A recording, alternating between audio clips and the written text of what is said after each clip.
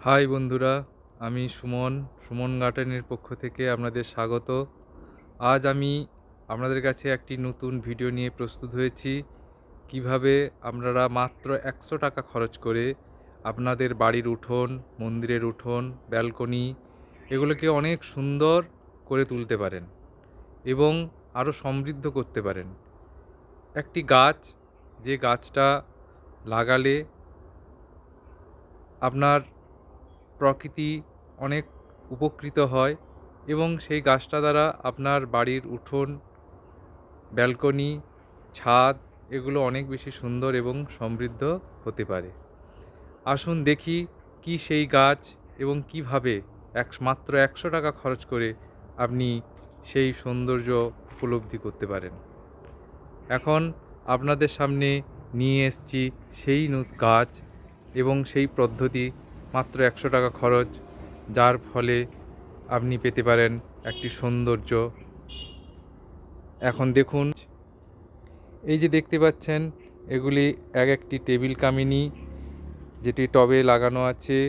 এটি আমাদের বাড়ির মন্দির। এই মন্দিরে থরে থরে সাজানো আছে। দেখুন কত সৌন্দর্য বৃদ্ধি করেছে। এই একটি গাছ দাম মাত্র 20 টাকা এবং একটি টবের খরচ মাত্র 60 টাকা। এই 80 টাকা, এবং আপনি যদি কিছু জৈব সার, মাটি নেন, তাহলে 20 টাকা যদি খরচ ধরেন, তাহলে মোট 100 টাকা আপনার খরচ হতে পারে। এই 100 টাকা খরচে আপনি একটি সুন্দর গাছ পেতে পারেন, এবং যেটি 1 বছরেই এই রকম সুন্দর গাছ হতে পারে। আমার এই গাছটি দেখতে পাচ্ছেন কত সুন্দর। এই টেবিল কামিনী, এই ছোট ছোট পাতা, সবুজ, এবং এতে সার সেরকম লাগে না।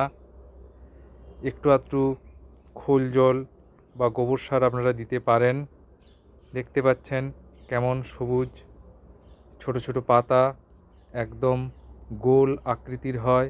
মাটিতেও লাগাতে পারেন। এই যে টবে লাগানো আছে, এগুলি প্লাস্টিক টবের চেয়ে আপনারা যদি মাটির টবে লাগান অনেক বেশি টেকসই হবে এবং অনেক দীর্ঘদিন থাকতে পারেন। দেখুন, প্লাস্টিকের টবগুলো কিন্তু ভেঙে গেছে, এবং মাটির টব কিন্তু অনেক আগেকার টব হওয়া সত্ত্বেও এখনও পর্যন্ত টেকসই এবং আগের মতো আছে। তাই আপনারা চাইলে মাটির টবে লাগাতে পারেন। অনেক দীর্ঘস্থায়ী হবে, অনেক সুন্দর লাগবে, এবং গাছের বৃদ্ধিও মাটির টবে প্লাস্টিক টবের চেয়ে অনেক ভালো হয়। এই হচ্ছে আমার টেবিল কামিনী, যা মাত্র আপনি 100 টাকা খরচ করে এই রকম সুন্দর গাছ পেতে পারেন।